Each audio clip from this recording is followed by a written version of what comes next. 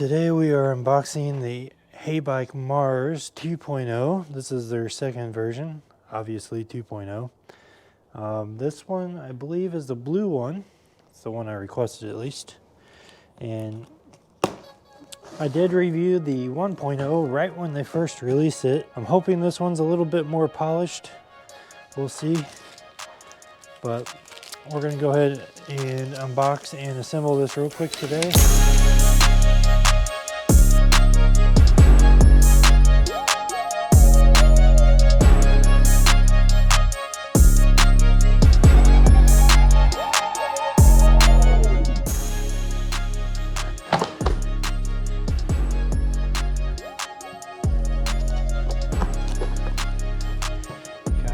With those staples.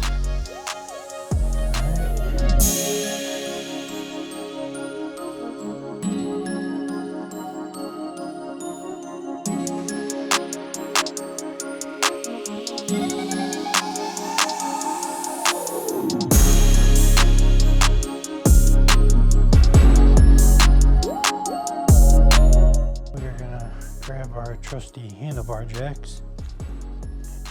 Got our trusty handlebar jack so we can flip this around and install everything else. If you've never seen these before, this is the newest version. They're a little bit taller to raise you above the screen. And they got thicker straps, a little bit better material used, it looks like. A little bit sturdier. Still compact and easy to carry with you. But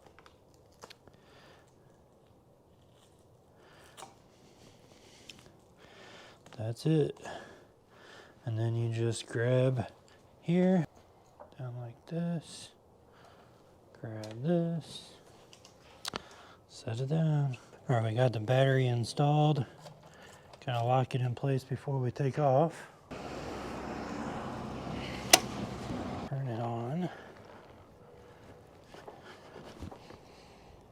by pushing and holding the power button. Be careful of that. It starts out at PAS 5. Now the throttle does not work on PAS 0, so we're going to have to go to 1. And it does look like the throttle is limited by your PAS levels. Now this does essentially have full suspension because the seat post is a suspension seat post. So that's interesting. It's actually not too uncomfortable. Nothing like a Redshift Sports suspension. Now this is a pretty steep decline here, all dirt, and these brakes did a decent job. Now we do have the GPS speed here, so you'll be able to see exactly how fast we're going compared to the speedometer. It does look like the speedometer is fairly accurate. Now we haven't even made it out of PAS 1 yet. I don't know if I feel too comfortable flying through here on this bike yet. It's not as sturdy as others. It's, you know, it's a little lighter. So you just got to be careful. But here's my off-road course. Not too bumpy, but there's a couple divots here and there. And you got to avoid these trees. Looks like somebody already came through and trimmed some of this stuff. I might actually help out with that. I bought a little saw for trimming out these trees. And this is our own little private lake, so very little traffic. It makes it great for videos. When I saw this, I knew this is one of the big reasons why I wanted to move here. I also walked this trail a little bit, and you could definitely tell it was well groomed and taken care of.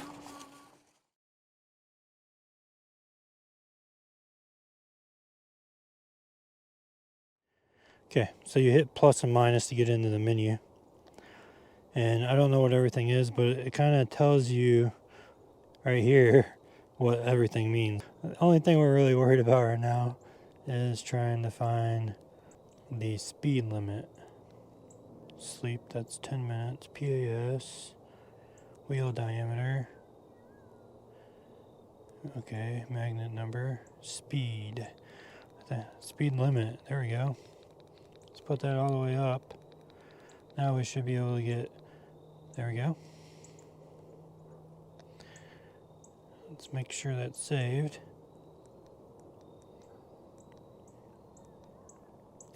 Forgot the number.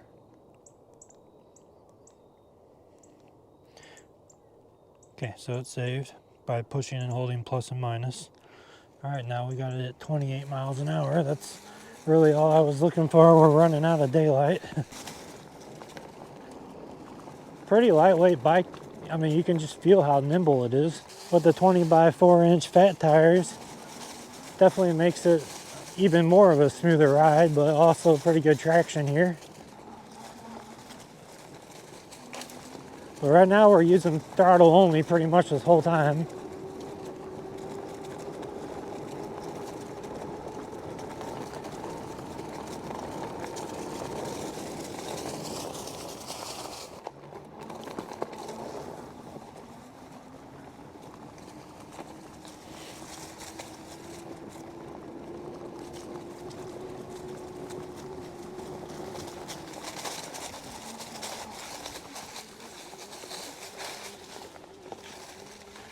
Alright, yeah, didn't make it up throttle only, but helping it definitely made it up.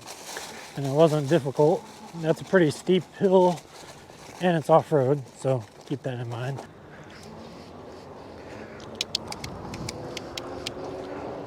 Alright, first time we're using pedal assist. Yeah, you will ghost pedal if you're at the top speed, but we're hitting 28 miles per hour almost, 26.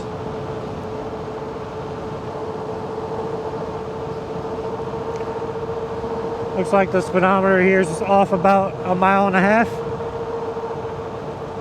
GPS verified, I've got 27 so far. This is a fairly flat road. We can go back here, which this is a pretty not very busy road. Go up to Elm Loop. Oh God. A little bit of a hill. That's church.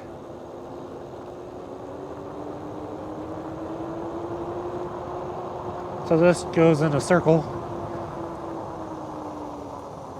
I grew up here pretty much, hanging out at my old friend Richie's house. Alright, we're doing mostly throttle. We can pedal, but when we get up in the higher speed, we'll definitely be ghost pedaling. So take that into account. And now you guys can see the beautiful sky back here. Alright, we hit 29 miles per hour there. We were going down a slight hill. I think if you're less than 240 pounds, you could definitely hit 28 miles an hour on this bike on flat ground. This is where you get to the pretty part of my new neighborhoods. Look at that. Can you see that? Probably doesn't do it justice with the GoPro, but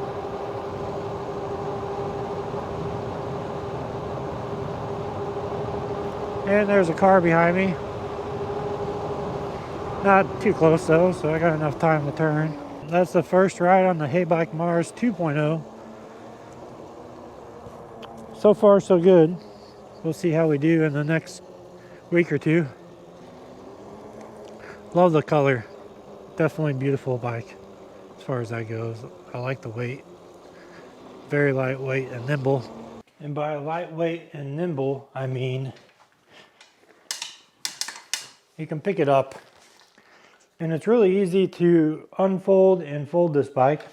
All you do is you'll need two hands. You'll slide this lever forward and then take your other hand and pull it up.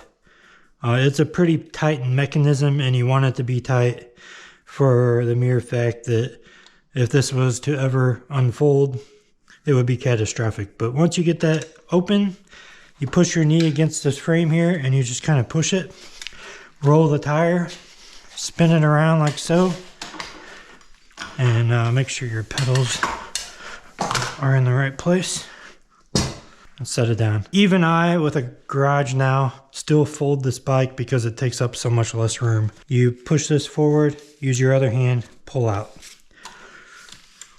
and then just do that. Now it's Very nice and convenient to be able to fold your bike, because you can then take it, grab it, load it up in your car. And it's still pretty heavy. It's not going to be so heavy that you can't get it in your car, whether that's the back seat or the trunk. So the next thing you do, grab the rack, grab the frame, and just twist. Now you can also, some people put their handlebars up first so they have something to grab onto. You can do that as well. That's it. And then so on this bike, you have a folding seat mechanism. You just pull up on that and the seat folds up. Then you come over here and get your battery and your keys. Take this battery. You'll see these 3 notches right here. You'll basically be sliding those notches into these grooves. And then once you get them all in the groove, you can see the top part of the battery is in the last part here. That's it. And then you'll take your key. I always label all mine because I have a lot of bikes to keep track of. But put your key in, turn it, that's it. And then you're ready to go. Your display should light up when you power it on. Now, if your bike doesn't power on, that's because your battery is switched off. If it's on the O, that means the circuit's open and the battery is turned off.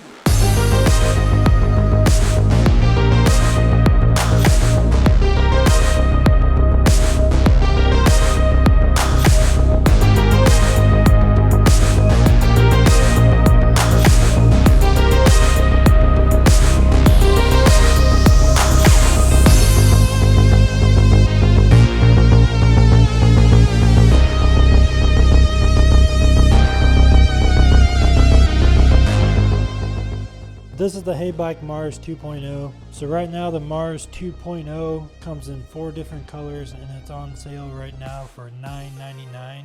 And if you use my coupon code of Randy Rides, you will save $100 off your e-bike. I'm very appreciative of HeyBike providing me a $100 coupon code for this bike because it really makes it affordable. So I know there are a lot of people out there that like the HeyBike Mars 1.0.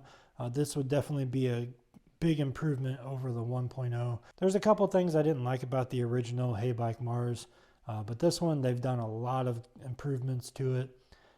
Much more solid of a ride. I like the battery, it's a lot better made. The last battery I had with the HeyBike Mars, that actually the lock broke, so I couldn't lock the bike battery in there. As an upgrade to the original Mars, I think the 2.0 really does stand out as a really good bike. The screen is just black and white, but it does have all the information you could ever want. Very nice. Controls are easy to use. I wish they were a little bit more spaced out. It tells you pretty much on the screen what everything means. So very user-friendly e-bike. I like that. It does have an integrated horn. It's pretty loud. I would highly recommend getting a bell as well if you're going to be riding this on bike trails and things like that. It also has a light, tail light that functions as a brake light. Suspension seat post, which makes the ride really comfortable, to be honest with you. This isn't one of the best suspension seat posts, but at least they provide you one, and that's really nice. They got a Shimano Tourney derailleur on here, which is budget, but they work good. All Shimano components are name brand and they work very well. I never had any problems pedaling this bike. I had pedaled it quite often just to see how well it works, but it is not really too much of a pedaler when you get up in the high miles per hour. Now you can limit this bike's speed to whatever you want on every PAS level. It's fully customizable, which makes this bike a little unique because the app allows you to do a lot of things. So I've never used the app. This is the very first time we're going to see it. We're going to see it together. I'm recording my screen right now, and I've already downloaded the HeyBike app. And you can have it send you notifications. I'm going to skip this part so you guys can't see what I do, but I'm going to log in and get everything set up, and then we'll look at the app. It says switch e-bike lock. When you switch it on, you're using your phone as a digital key to your e-bike, so you can lock the bike so nobody can use it if they steal it. Great security feature. Basically deems the bike useless if they were to take it.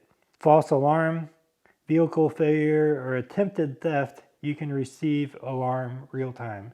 So if somebody tries to steal this bike, you're going to get an alarm to let you know that somebody's trying to take it. So that's what it says. We'll have to test this in another video. I'll probably do a full video on the app if it actually works good. Stay tuned for that. You can track and share rides. So record your ride and trips data real time, share your rides on social media if desired, and then it just says start down here at the bottom. And you're going to click on add bike, and it's going to search for the Bluetooth screen, basically, or controller. And right now it says it found the HeyBike A4C. So I'll hit connect. And it says, do you want to add this bike? You hit add. And then you can pick the color of your bike. Oh, they actually have pictures of some of the bikes. They should add all of the bikes, but I'll put the blue HeyBike because my bike's blue. And I'll hit confirm. Now you can see it says Ranger S2. This is not a HeyBike Ranger, this is a HeyBike Mars. So they must be using the controller already flashed with the software, and it's naming it Ranger S. My recommendation to HeyBike would be update your controller, make sure it says HeyBike Mars 2.0. Proximity unlock is turned off. Turned on proximity unlock. Turn on proximity unlock. It was enabled right from the start. The proximity unlock function requires the HeyBike app to be active. The bike will be automatically unlocked when your phone is close to the bike after this function is turned on. Now you can disable proximity auto unlock and lock automatically in here. Now you can change the name of your bike to Mars, and you can change it to 2.0. They should give you the option to take a picture of your bike and put it in here instead of using theirs. It would mean a little bit more to some people. Personalize, top speed 28. It says 39 here. Well, it did. Now it says 27.96. Throttle limiter, when on, your throttle will be limited to the maximum speed and the current PAS level, so you can change that. PAS level 0 through 3, 1 through 3, 0 through 5, 1 through 5. You can change the speed per level. So 0 is always going to be no throttle assist at all. Level 1 will get you to 7.8, level 2, 13, level 3, 17, level 4, 20, and level 5, 28. Now you can tune these and put level 1 down here at like 5 miles an hour. We'll do level 2 at 10. We'll do level 3 at 15. We'll do level 4 at 20. You can have light mode, dark mode, or normal. I guess normal and light are the same thing. I don't know. Maybe normal switches them depending on the time of day. PAS sensitivity. So this is how strong you want your pedal assist to be. It's currently set at 1. I'm leaving mine at 1 just for safety, but if you put it at 4, it's going to take off quicker. Apply personalization settings. Use the bike last settings. Bike's last settings. You can also reset the trip from here, and reset the default settings if you mess something up. So as you saw when I was assembling the bike, I was using this product called the Handlebar Jacks. I know a lot of you out there that's been in the e-bike community have heard me talk about these all the time, but these are a lifesaver. They're small and compact, easy to carry with you, and I highly recommend their products.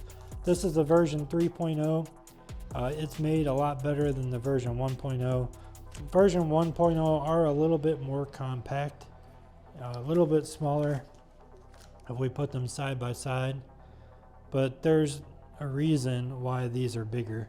This is the newest version. As you can see, it's a little bit thicker. They are thicker all the way around, which is good. Better quality, will hold your bike up, withstand the weight. A lot of the bikes are getting heavier and heavier now that they're adding more and more batteries to it.